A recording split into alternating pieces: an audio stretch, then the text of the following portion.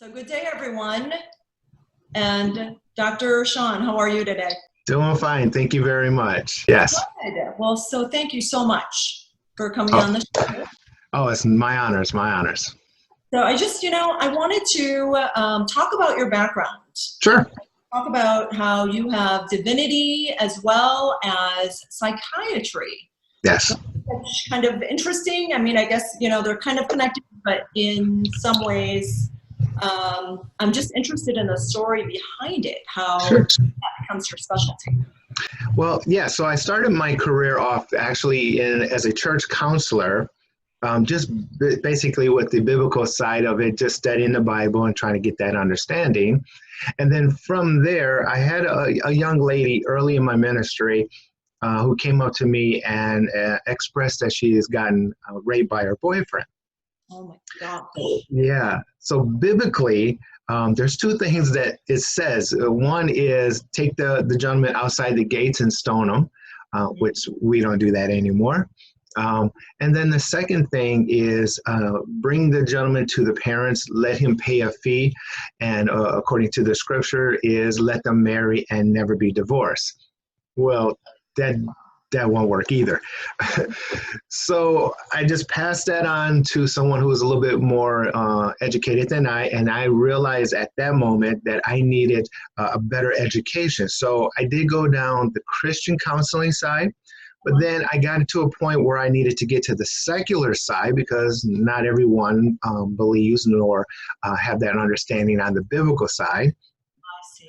So I went down the counseling side and ended up with 2 PhDs, which is psychiatry, and the other is in divinity.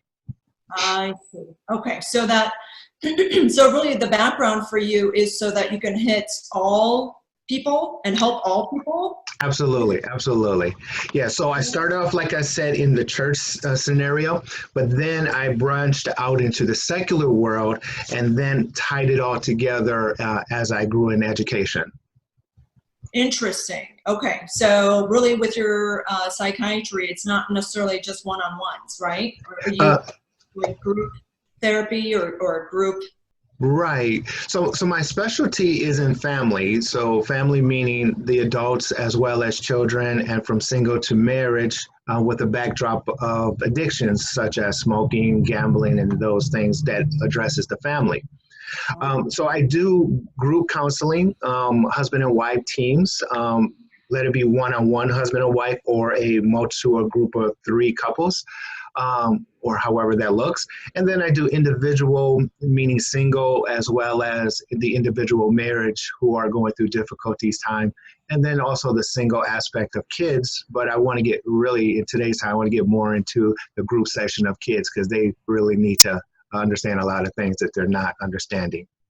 I see. So that's okay. So that's kind of your, maybe your passion that you want to essentially help children? Right. Well, my passion, as you probably can tell, is to help everyone. Being that I've been in the field of counseling for over 18 years. But now I think I want to put more focus on the kids and the parent relationships, because the parents in economic times, they're really overworking themselves while the kids are using the technology, the social media, as well as search engines to answer a lot of their questions, which is by far being misdirected. Absolutely. So yeah, you could probably speak a lot about that then, because I don't have any clue, in terms of social media and how that has affected our children. But because, Right. Back in the day when we didn't have social media, oh my gosh, can I even remember those days? Because there's so much instantaneous, competition or comparison. And I can't even imagine, looking back on my life, I'm thinking of the things I struggled with, right? The stories that I struggled with. And now with children, growing up, I just think to myself, oh my gosh, they're seeing all these individuals where there's comparison, there's competition, there's got to be some jealousies if they haven't, and they're too young to work through a lot of these, right? Issues Yes. or emotions or, feelings. They don't even know how to describe probably what's going on. And you're hitting it right on the head is they really don't know. So what technology does, it gives them a lot of data. But what it doesn't give them is the social connection, let it be within individual man and female or however that looks, or a family structure. And that's really what's being lost. To go back, when we were kids, mom put us in front of the TV. We watched Sesame Street and all of those other things. But in today's time, well, back then the TV didn't talk back to us.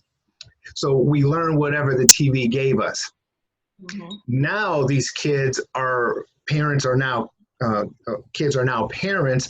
They have kids and they're doing the same thing, but now it's a tablet with internet access. So now the kids are asking questions. Well, mom, dad, what about this? And mom, dad says, well, I'm too busy. Go into your room. And they're going into their room asking the questions to social media and to the search engine. And they're getting information that might not be ethically, morally, or spiritually the right mental state of it. Absolutely. And often if they're speaking only to their cohorts or to their friends, yes. So a lot of them are struggling. So it's like that saying, you can't help yourself, right? Unless, unless you have other individuals who are wiser, who know what you've experienced and who can then, help you. So often it's like, one person leading the blind. I mean, the blind leading the blind. So, oh my gosh, I never even thought about that, Dr. Shone. It's very yes. Now that you bring that up, how many of these children then are getting lost? Struggling because of social media, because there's so much to the social media component in itself. Right. And this is where, and the study is, we're classifying it as saying the whole generation is lost. And this generation, what I mean by generation, we're talking about like say teens and all the way up to that point. But now we're finding kids are using the same avenue starting at the age of 5. They're knowing how to search and know how to do the little dibby dad things or swiping. So I thought it was shocking like 5 or 6 years ago when the school stopped teaching the kids how to do cursive. But it's, yes. Oh, yes. I didn't know that. Yes. That's how, that's how really disconnected I am from children's perspective or what they're dealing with right now. What? Yes. So the lostness, and again, when I say they're lost, they're not necessarily lost. They're very brilliant. Their state of mind, and I give you an analogy, and let's use education as the backdrop. When they're at home, they can text a language that no one taught them. They can play video games that mom just bought them and they're mastering it in 2 weeks. And they're socializing amongst each other, talking to someone in Hong Kong or China while they're playing the video games. Right. Okay, so their state of mind is being fired like 100 miles per hour car being driven down the highway. Right. But then we put them in the education system and we want them to slow their state of mind down to 35 miles per hour. Well, in doing such, those kids who can't retain the information at the time that it's given, and they don't have the discipline, which a lot of them don't because the parents are not at home disciplining them, we call them at-risk kids. But in actuality, they're really not at risk. Their mind is way faster than us adults can even comprehend that is going. Well, and it's because they're getting so much information, aren't they? I mean, aren't they just broad? I mean, they're just being bombarded, bam, bam, bam, bam, bam, with so much information. Right. Like myself, when I get too busy, right, with business or whatever work day, and there's so many things going on and my mind's all cluttered. And I purposefully, as an adult, know that if my mind gets cluttered, then I've got to go, connect with nature or step away and meditate. Right. So, and I don't know if these children even understand And you're hitting it right. We know through our life and experiences that we need to disconnect. Okay, we've been taught that, we've been trained that, and we do that. Kids nowadays do not understand that, nor will they ever do that. Case in point, there's a parent who took her a 10-year-old and 11-year-old sons to the beach, thinking we're going to have a good time. But the beach was so slow, they got in trouble and they were always on their phone. But when they took them to Chicago was such a high pace of rate. The kids wasn't even on their phone most of the time, except taking pictures, because of that state of rushness. But here's the key: kids do not know how to disconnect.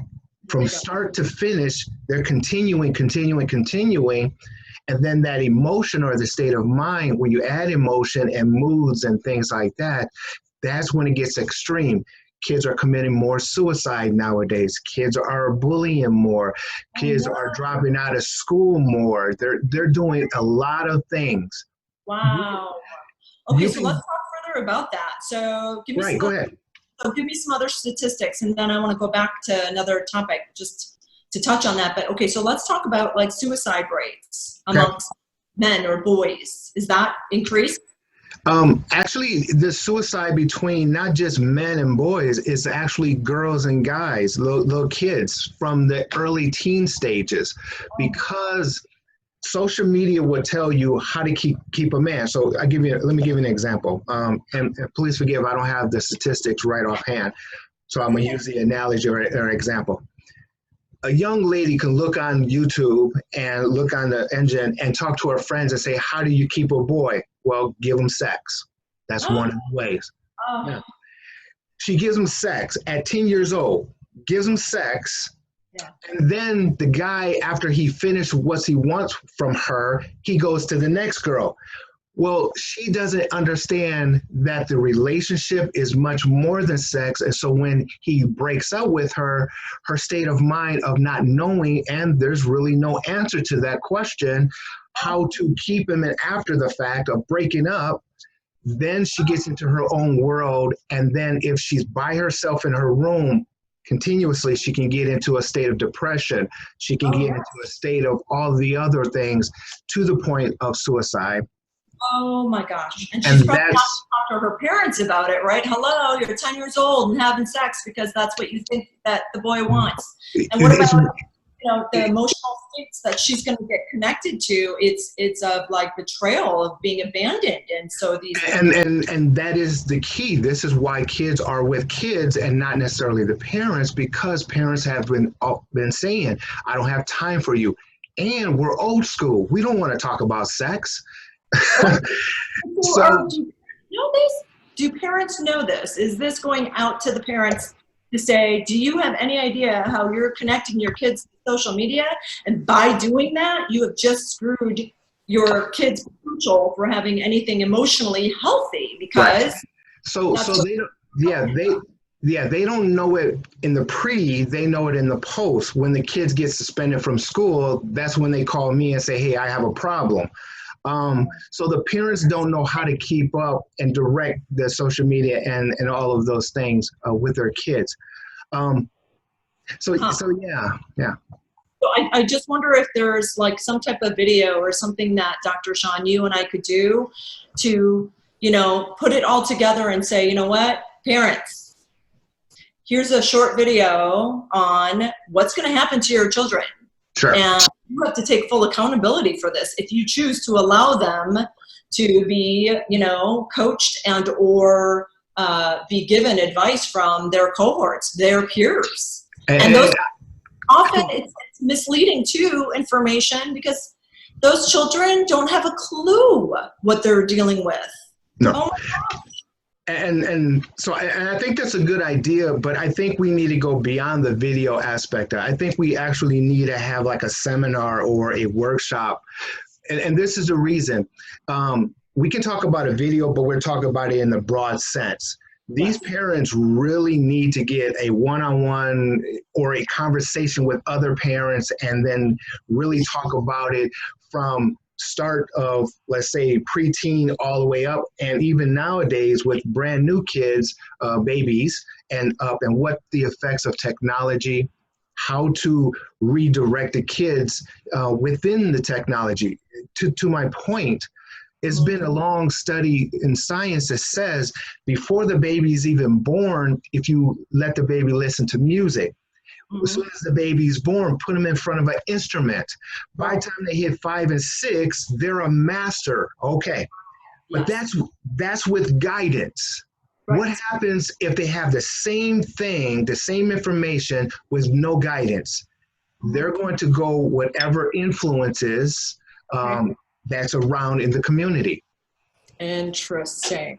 Okay, so you hit on a couple different topics, but so I want to go back to, this whole the social media concept. And again, it's fairly new for me because, the only thing I do on social media is to add some positivity because there's so much negativity and so much darkness on the web, right? And so much misinformation, people are confused. Yeah.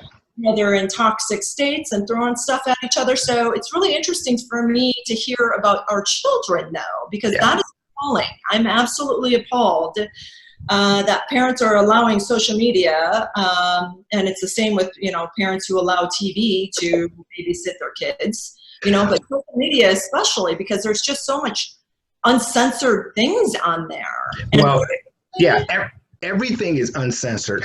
I mean, this is horrible.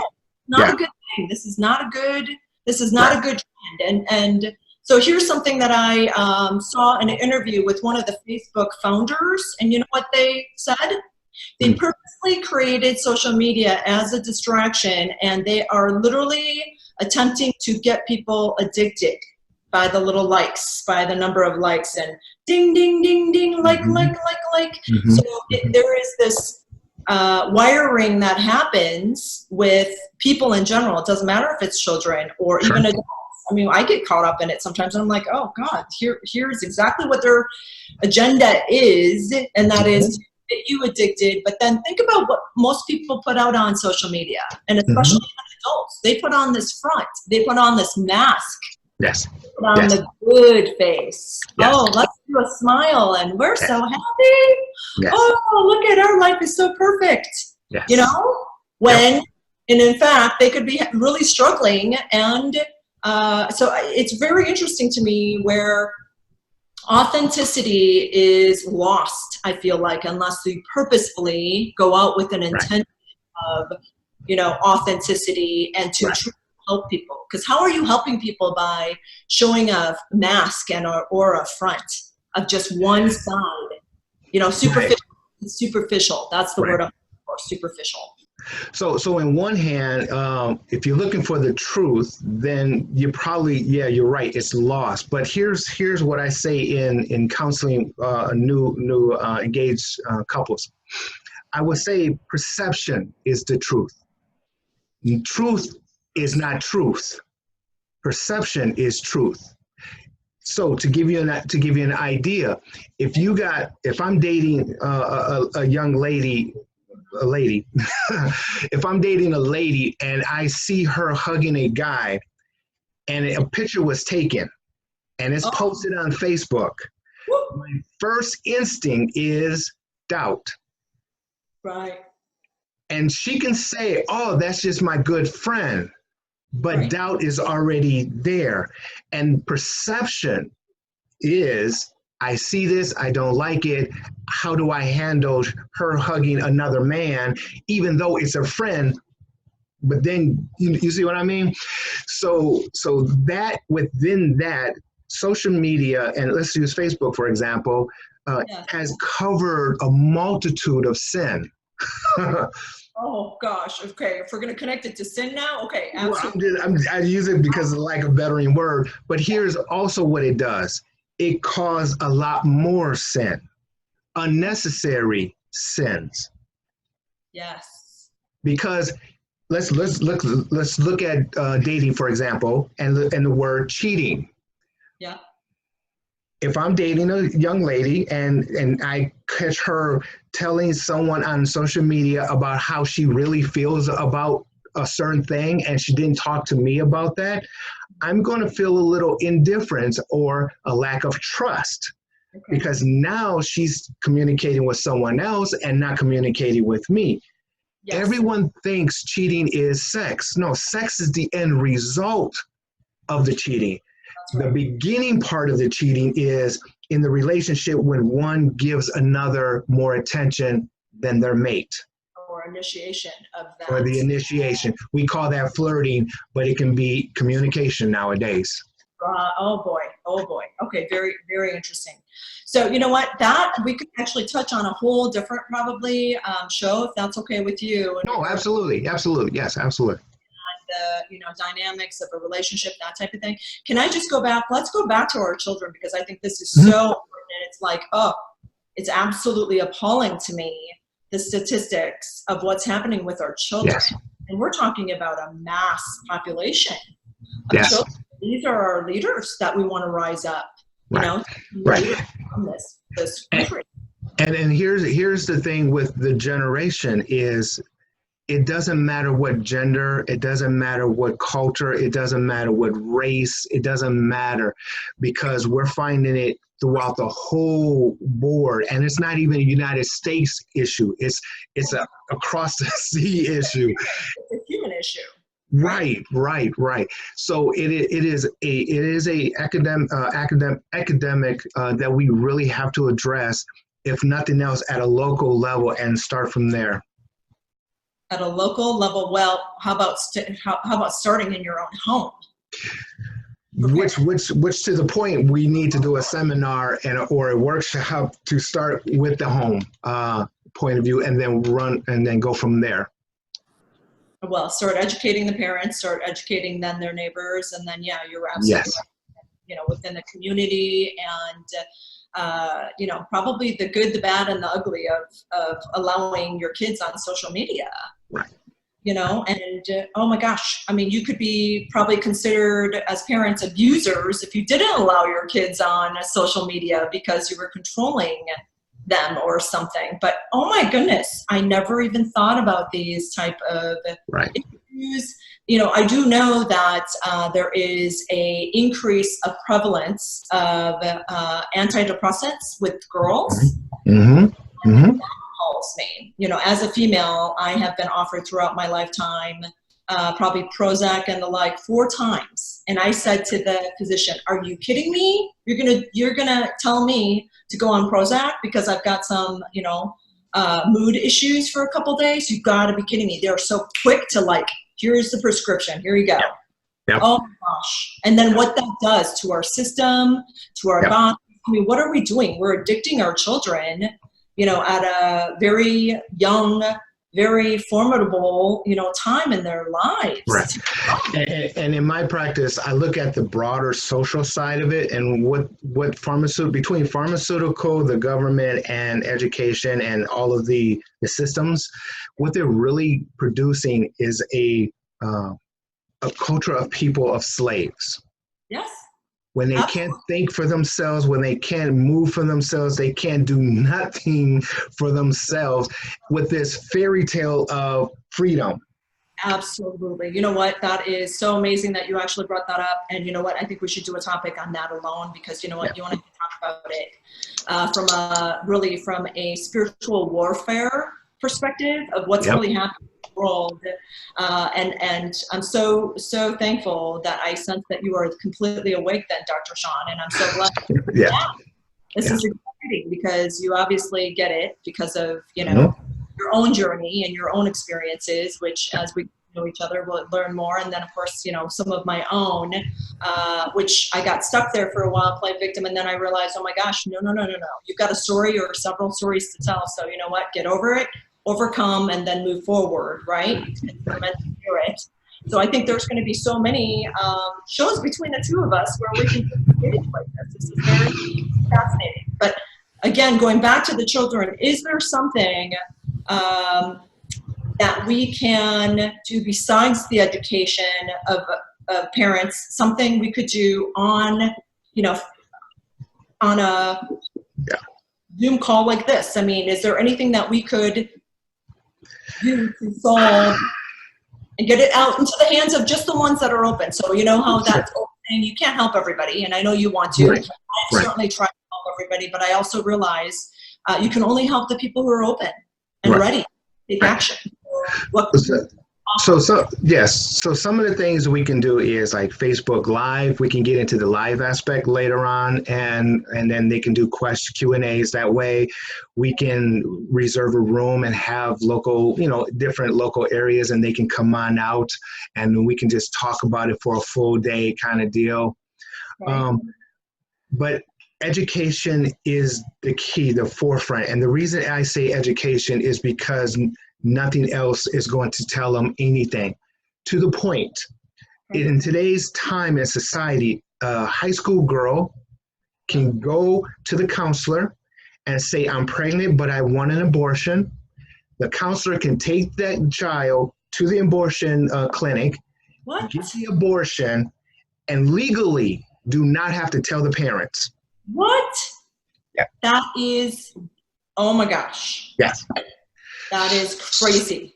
And so in that scenario, from the counselor to the abortion, nowhere do they actually give them a counsel for their state of mind, of guilt, and how all of those other deals. And then the kids walk around like nothing happened. Their friends know about it. Mom and dad will probably never know about it. Well, I'll tell you, what about I can't, oh my gosh, can you just imagine? HIPAA law states that it is illegal for the counselor to say anything without the consent, and in this case, the child has the right of itself. Is that true even in Wisconsin? That's national. Oh my Lord. And so, and for how old? She can be from 10 years, it doesn't matter. Any age? Any age.